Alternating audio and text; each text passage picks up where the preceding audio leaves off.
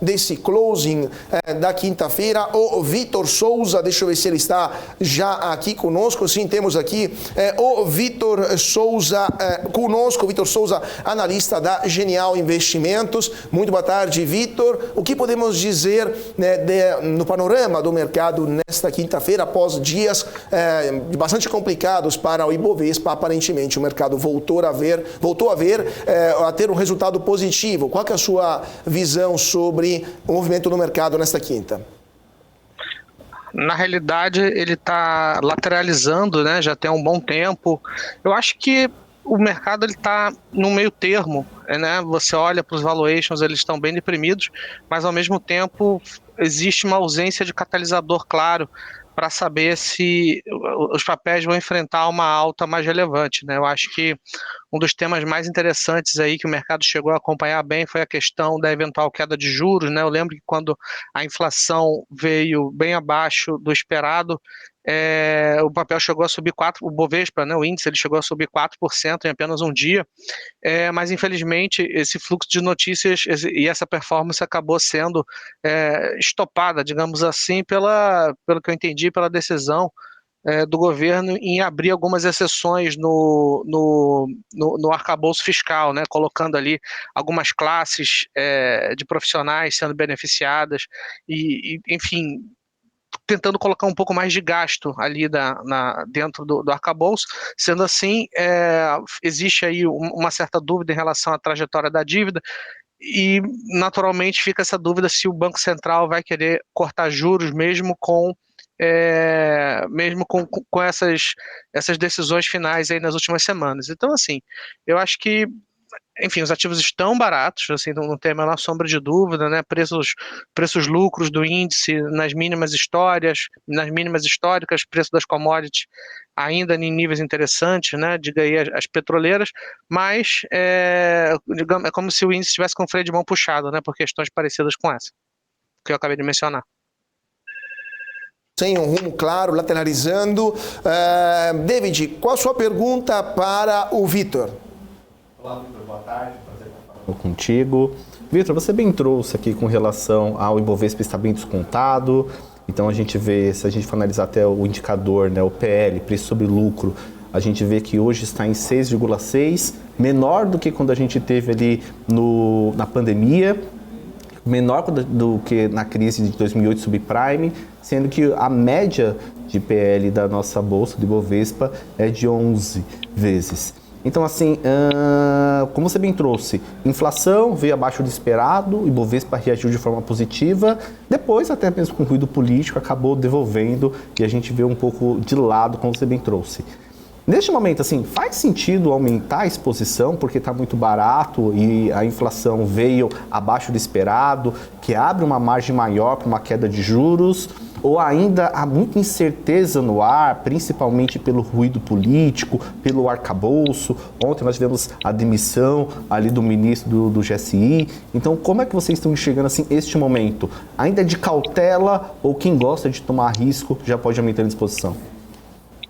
Olha, eu acho que aqueles que são profissionais mandatados e que possuem a obrigação de entregar performance, esses, sem a menor sombra de dúvida, precisam quebrar um pouco mais de cabeça.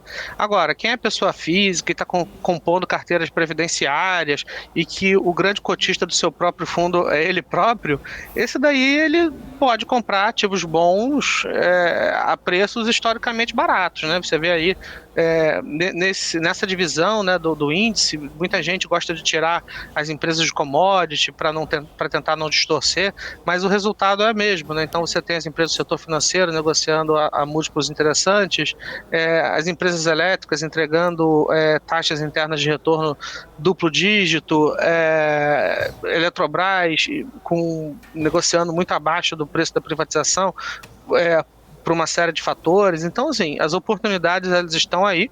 Eu acho que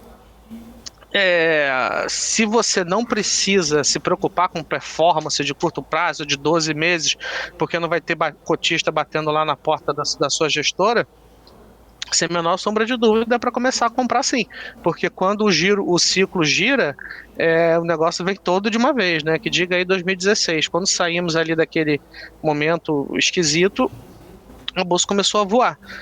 Aí volta para o que eu comentei, né? Não existe um catalisador claro, assim, para dizer, não, vai ser isso aqui e a bolsa vai começar a andar, né? A gente tem aí, acho que talvez por pressão política, não sei se pode falar isso, mas enfim, o Banco Central talvez pense em cortar um pouquinho de juros, né, na próxima reunião.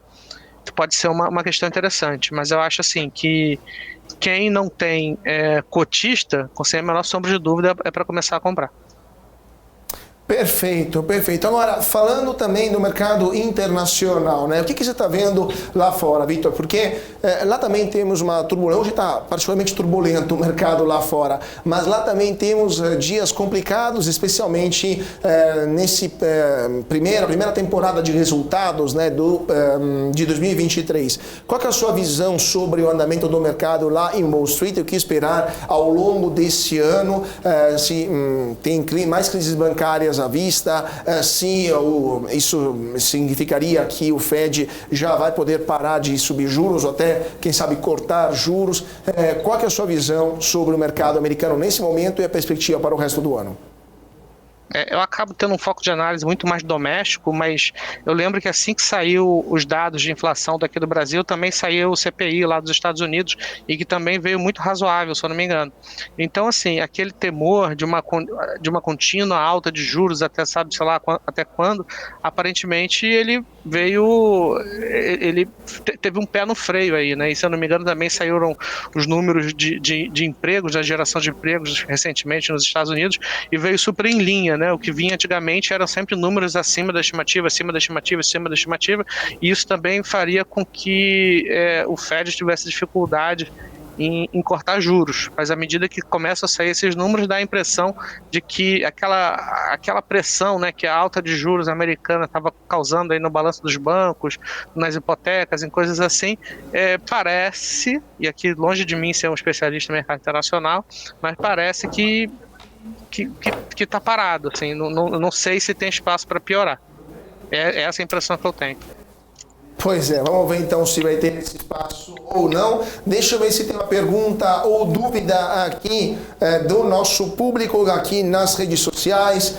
Tem muita gente perguntando sobre, você falou, né, Vitor, do setor elétrico, né? Tem muita gente perguntando de Eletrobras, né? Estão até discutindo aqui se a Eletrobras era um ativo interessante ou não. Muita gente comprou a Eletrobras através do seu FGTS, né, no ano retrasado.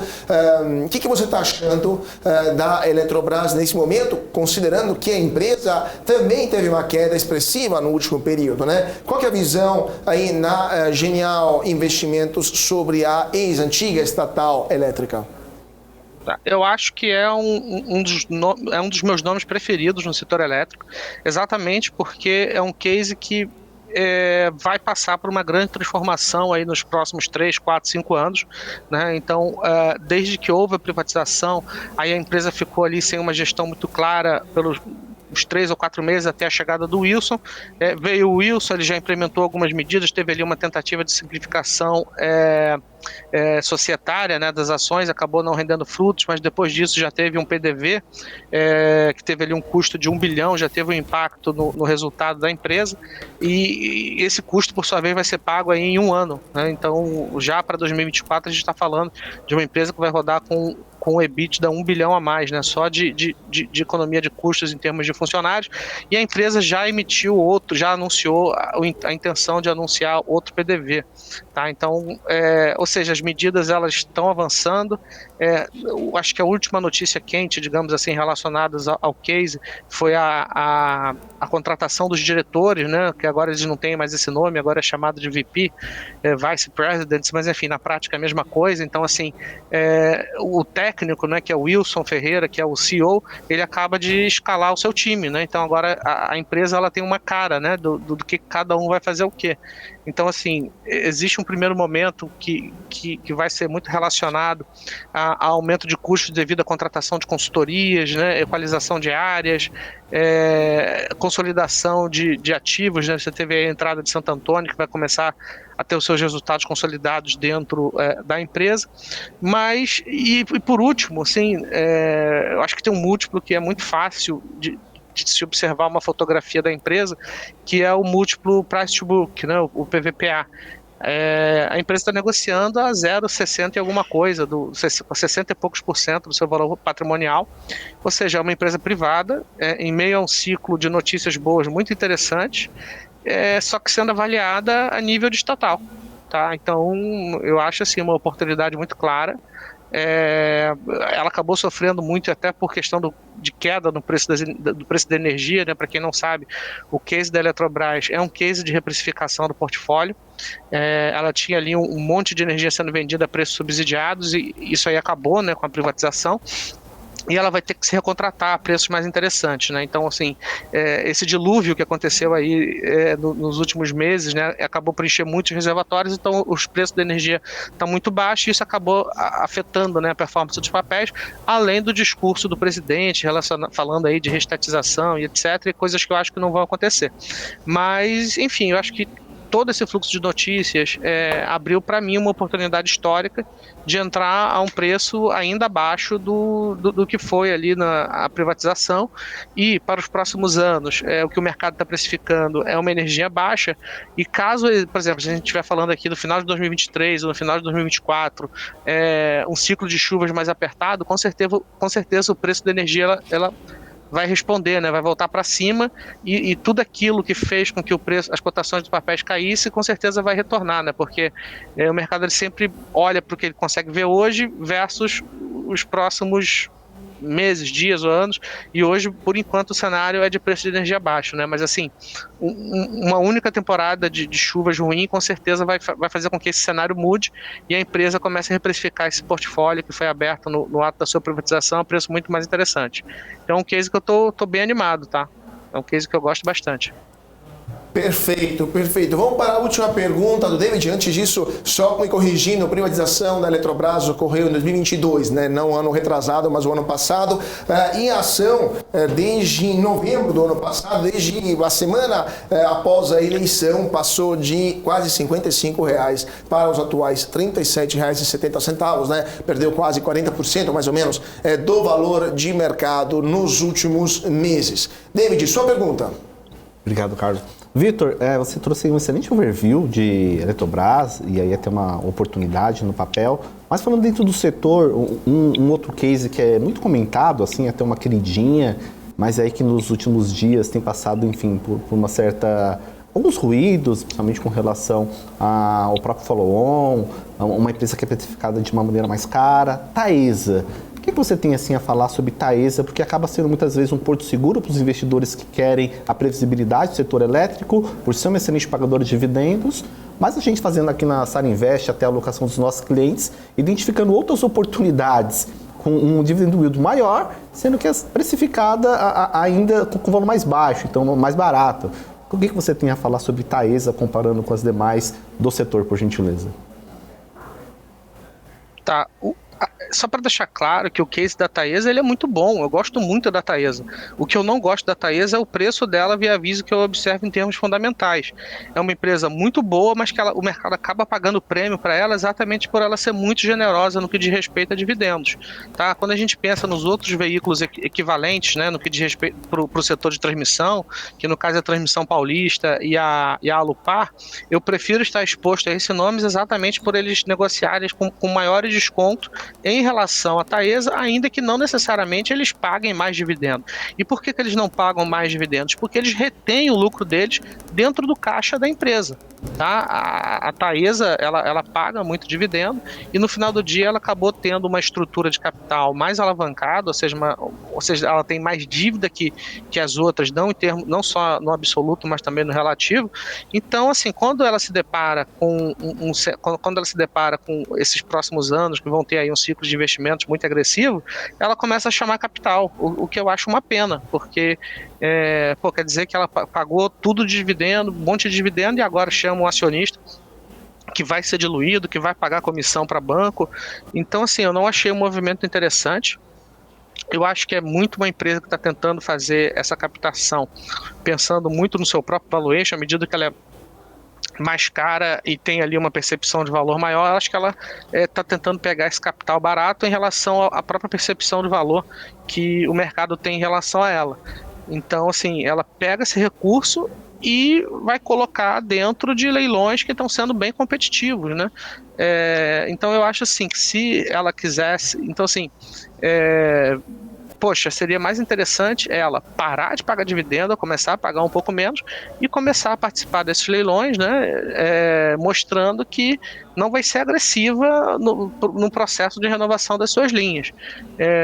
Vale lembrar ali que a partir de 2030, muitas das suas concessões começam a vencer, né? Então, assim, ela perde essas receitas e ela precisa se renovar, né, esse portfólio de linhas, e fica essa dúvida, que preço, né, que custo ela vai conseguir renovar essas linhas? Então, assim, será que não seria melhor ela começar a ganhar os lotes nos leilões, trazer a confiança do mercado e depois fazer uma capitalização?